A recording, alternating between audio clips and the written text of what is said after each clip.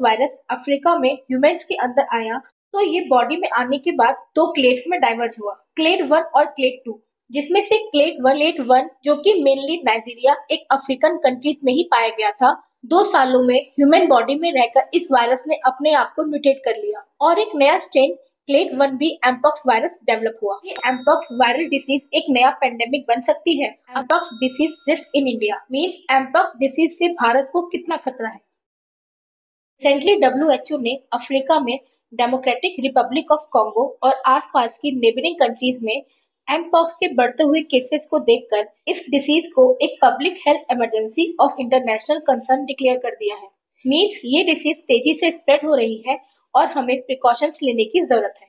अभी हाल ही में mpox virus के एक नए स्ट्रेन के आउटब्रेक की वजह से ग्लोबल हेल्थ इमरजेंसी क्रिएट हो गई है और इस वायरस के केसेस लगातार बढ़ते जा रहे हैं। तो इस वीडियो में हम डिस्कस करेंगे एमपॉक्स के बारे में। एमपॉक्स क्या है, इसके कौन कौन से वेरिएंट्स हैं, एमपॉक्स सबसे पहले कब और कहां डिटेक्ट किया गया, एमपॉक्स का ट्रांसमिशन कैसे होता है, कोविड-19 के बाद क्या एमपॉक्स एक नया पेंडेमिक है जो कि ग्लोबल लेवल पर एक कंसर्न साबित हो सकता है और क्या इंडिया के लिए एमपॉक्स एक बड़ा कंसर्न है।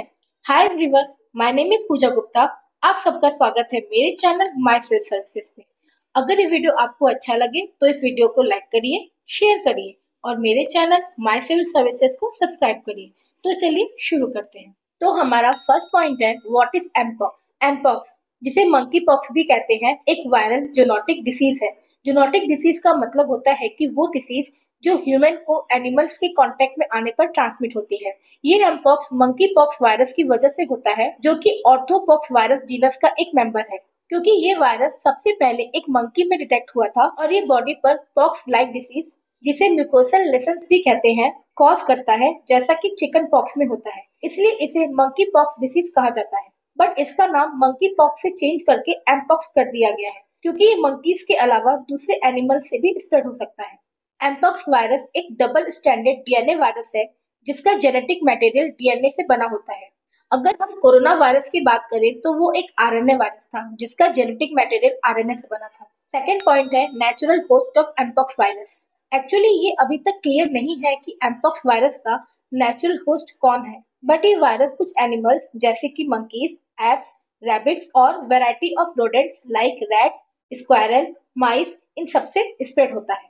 थर्ड पॉइंट है, आउटब्रेक ऑफ एमपॉक्स। 1958 में डेनमार्क के कुछ साइंटिस्ट की रिसर्च के समय एक मंकी में ये वायरस डिटेक्ट हुआ, जो कि डेमोक्रेटिक रिपब्लिक ऑफ कॉन्गो से रिसर्च पर्पस के लिए लाया गया था।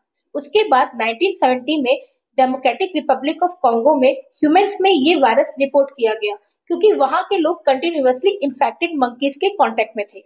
ये वायरस जब मंकी से ह्यूमन के अंदर आया तो इसने अपने आप को म्यूटेट किया और लगभग 40 सालों के बाद 2017 में एमपॉक्स का सबसे बड़ा आउटब्रेक नाइजीरिया में हुआ। उसके बाद ये डिसीज बहुत सारी वेस्ट और सेंट्रल अफ्रीकन कंट्रीज में फैलने लगी। 2022 में पहली बार डब्ल्यूएचओ ने इस एमपॉक्स के अगेंस्ट में पब्लिक हेल्थ इमरजेंसी डिक्लेयर की थी, जब इसके वीक स्ट्रेन ने ग्लोबल लेवल पर एमपॉक्स डिसीज कॉज की थी। फोर्थ पॉइंट है, जीनोम और वेरिएंट्स ऑफ एमपॉक्स वायरस। जब एमपॉक्स वायरस अफ्रीका में ह्यूमंस के अंदर आया तो ये बॉडी में आने के बाद दो क्लेड्स में डाइवर्ज हुआ, क्लेड 1 और क्लेड 2, जिसमें से क्लेड 1 ज्यादा सेवियर था और इसकी मोर्टेलिटी रेट क्लेड 2 के कंपैरिजन में बहुत ज्यादा थी। 2022 में क्लेड 2 एमपॉक्स वायरस ने अपने आप को म्यूटेट किया और एक नया स्ट्रेन क्लेड 2b का ग्लोबल आउटब्रेक हुआ। क्योंकि क्लेड 2 ज्यादा सेवियर नहीं था, इसको इजीली डील कर लिया गया। बट क्लेड 1, जो कि मेनली नाइजीरिया एक अफ्रीकन कंट्रीज में ही पाया गया था, 2 सालों में ह्यूमन बॉडी में रहकर इस वायरस ने अपने आप को म्यूटेट कर लिया और एक नया strain clade 1b mpox virus develop हुआ। और फिर ये नया strain clade 1b human to human contact में आने की वजह से अफ्रीका की दूसरी कंट्रीज और फिर वहां से वर्ल्ड की और कंट्रीज में फैल गया। अफ्रीका के बाहर पहला क्लेड 1b स्ट्रेन का केस स्वीडन में और दूसरा थाईलैंड में रिपोर्ट किया गया। अगर हम एमपॉक्स डिसीज का सिम्टम्स देखें तो fever, headache, muscles pain, body में रैशेस जैसे कि म्यूकोसल लेशंस डेवलप हो जाते हैं, जो कि पॉक्स की तरह होते हैं। उसके बाद ये म्यूकोसल लेशंस 4 स्टेज तक बढ़ते हैं। फर्स्ट स्टेज के मैक्यूल्स सेकेंड स्टेज में पैप्यूल्स में कन्वर्ट हो जाते हैं, थर्ड स्टेज में ये वेसिकल्स में कन्वर्ट हो जाते हैं और फोर्थ स्टेज में ये पस्ट्यूल्स बन जाते हैं। एमपॉक्स वायरस का incubation period usually 6 to 13 days का होता है, बट ये 21 डेज तक भी एक्सटेंड हो सकता है। इंक्यूबेशन पीरियड वो टाइम पीरियड होता है जिसके बीच कोई भी ह्यूमन इन्फेक्शन के कांटेक्ट में आता है और जब उसको फर्स्ट सिम्टम अपीयर होता है। नेक्स्ट पॉइंट है transmission of mpox disease. Means mpox कैसे फैलता है। एम्पॉक्स हर उस तरीके से ट्रांसमिट हो सकता है जैसे और वायरल डिसीज फैलती है। First, animal to human. Infected animals के ब्लड, बॉडी फ्लूइड और म्यूकोसल लेसन्स के डायरेक्ट कांटेक्ट में आने से इन्फेक्टेड एनिमल्स का मीट खाने से ये वायरस फैल सकता है। सेकेंड है human to human. Infected person के डायरेक्ट और क्लोज कांटेक्ट में आने से इन्फेक्टेड ऑब्जेक्ट्स जैसे कि डोर्स, सीट्स, टेबल्स एक्सेट्रा को छूने से भी ये वायरस फैलता है। ऐसा कहा जाता है कि अगर इस वायरस को कूल, डार्क और लो ह्यूमिडिटी का एनवायरनमेंट मिले तो ये वायरस किसी भी ऑब्जेक्ट पर 15 डेज तक जिंदा रह सकता है।